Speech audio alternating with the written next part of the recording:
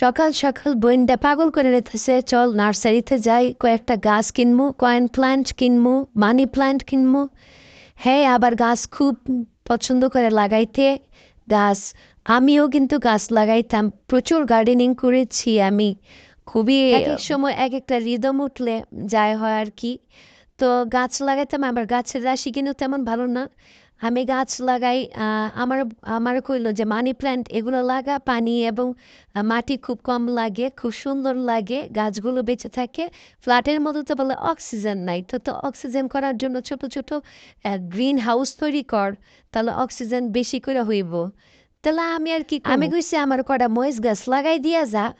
আমার বাগানে একদম গরম গরম ভাতের সাথে টাটকা টাটকা মরিচ পায়রা পুরা খামু।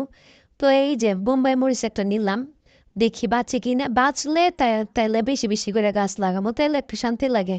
গাছ আইন না হুদ দেয়, মাইরা লাভ আছে, এগুলার কষ্ট লাগে, গাছটাও তো একটা প্রাণ, তাই না? তো পানি কাঞ্জি দিলেও তো অনেকের হাতে আসলে রাশি ভালো থাকে না। এই যে আবার বৃষ্টি শুরু হয়ে গেল, বেরি বয়ে রইছে, বেরি বেরি গাছ লুয়েই যাব। হ্যাঁ, যে প্রান্তি যাক না গেলে হ্যাঁ পছন্দের গাছে খুঁজা খুঁজা বাইক রে কিনবই। যাই হোক, আজকে সকালটা ভালোই ছিল।